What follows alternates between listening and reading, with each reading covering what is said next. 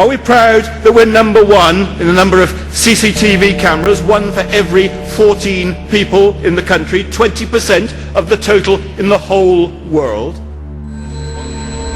Every day, in almost everything we do, we're being spied on. There are 4.2 million CCTV cameras in the UK. That's one for every 14 people. There is no doubt that CCTV cameras are an extremely useful tool in fighting crime and terrorism. Knife murders are on the rise. They've more than doubled in the last 4 years.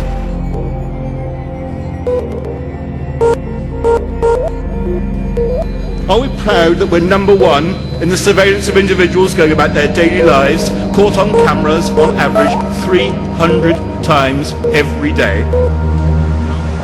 So the lady in the brown dress, blonde hair, with the male in a black suit, could you please pick that cup up and put it in the bin? Like it or not, this kind of Big Brother surveillance is happening right now.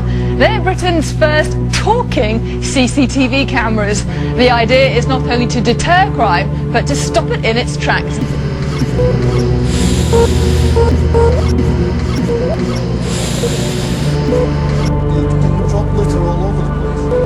And are we proud that we're number one in the level and sophistication of what is known as the Mass Informational Database? Your town, your street, your home. It's all in our database. New technology means it's easy to pay your TV license and impossible to hide if you don't. It's all in the database. If you don't have a TV license, it won't take us long to find you. Or this is the new facial recognition technology. Well, the key thing that you need, first of all, is a biometric passport. I don't have one, so I can't go through here.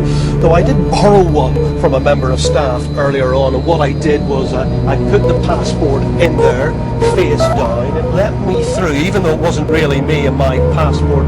And then whenever I got in there, this technology, it's basically a very complicated camera, sized up my face, looked at my contours, measured the gap between my eyes, and was able to realise it wasn't me. Did everyone go with the gent? British police have been given the power to hack into personal computers without a court warrant. Government officials there are also drawing up plans to allow police across the European Union to collect information from computers in Britain. The moves are fueling claims that the British government is presiding over a steady extension of a surveillance society, threatening personal privacy. The hacking, known as remote searching, has been quietly adopted by police across Britain, following the development of technology to access computers' content at a distance. Police say it is used sparingly, but civil liberties groups fear it's about to be vastly expanded. Are we proud that Britain is number one in the number of DNA samples we hold on our citizens? It's one of the largest DNA databases in the world, holding samples of hair and skin cells, mouth swabs and fingerprints from around 5 million people. But nearly 1 million of those on this criminal database have never been convicted of an offence. The UK's DNA database is the largest of any country. 4 years ago the law was changed, so now police can take DNA samples from anyone arrested and detained for a recordable offence. Now those falsely accused of serious violence or sexual offences will have their DNA profiles deleted, but not for 12 years. Those arrested for less serious offences, but never convicted, will have their profiles removed after 6 years.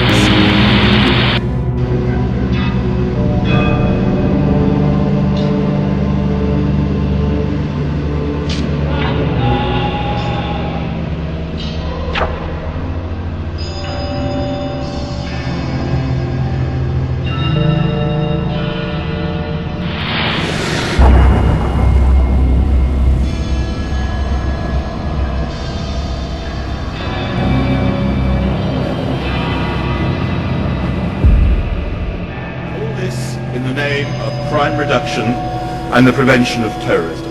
This teenager posing with a kitchen knife in a public space was found on the internet, and the police are going to arrest him. This suspect was also posing with a dangerous weapon on the internet. Police find the teenager at home. So I've got to find a picture of yourself. Are you aware of the image I'm talking about? No. Let me show you a picture.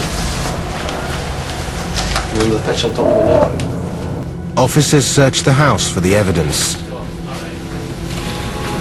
That's the job. They find the Russian hat he was wearing, but not the weapon.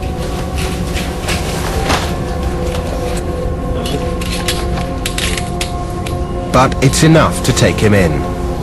Another arrest in Strathclyde's ongoing battle against knife crime. 545. Can you tell me who you are, sir? I'm going to report you to the High Court judge for refusing to let me film. Could you please tell me who you are, sir? My name is Richard Lauren. You're in the Westminster Borough, okay? And we don't allow filming in the Westminster Borough because of Under what directive? Section 44 of the Terrorism Act, sir. What's that? Section 44 of the Terrorism Act. So what is Section 44?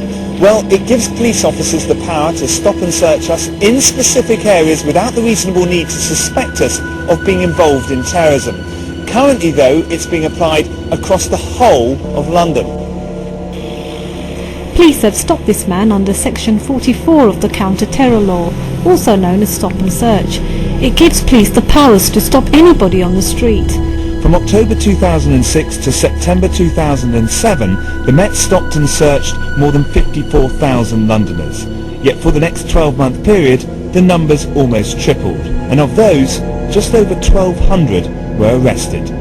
So is it being overused, and is it an effective weapon against terrorism? One legal expert doesn't think so. History teaches us that if you give the police too much power, eventually they will misuse that power, and I think that's what's happened with Section 44. If you look at some of the occasions when it's been used, for example, the arms fairs protests and the Heathrow runway protests, people were stopped and searched under Section 44 when neither could be said to be likely to involve terrorist activity.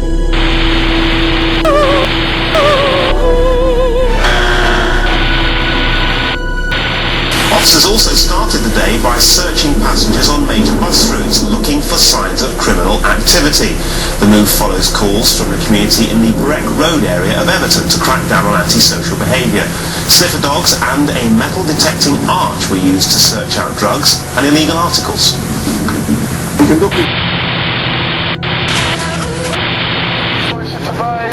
We're demonstrating against the fire of the British Broadcasting Corporation refusing to tell the Palestinian side of the story.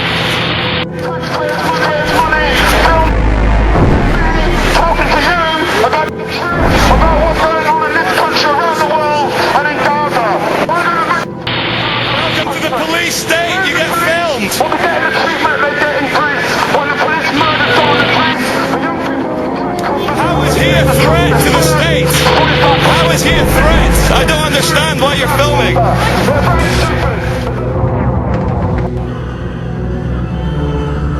The Independent Police Complaints Commission has received 256 complaints relating to the G20 protest which took place on the 1st and 2nd of April in London. The majority relate to the use of excessive force by police officers.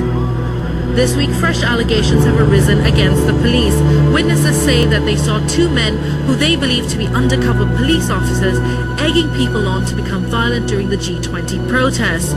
Now, once members of the public confronted these men, they fled towards the police cordon and they were allowed to pass after showing some kind of ID.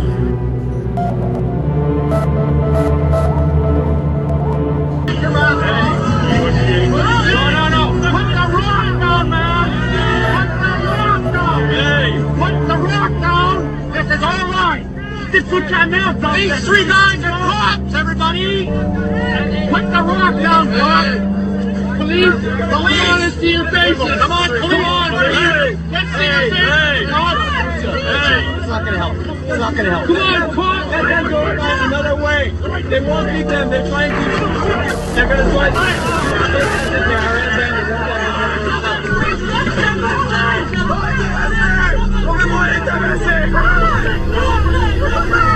The use of undercover officers to gather evidence during demonstrations is common practice, but those who witnessed the actions of the two men say they were clearly agents provocateurs. They watch and log This is CCTV that knows what it's looking for. 10 million registration plates are scanned every day, and if anything is not right, from no tax to a stolen vehicle, the system shouts. Confirmed stolen vehicle. Out the vehicle! Every single registration plate the system sees is logged and stored, not just criminals. Every journey you've made on a main road is held for 2 years.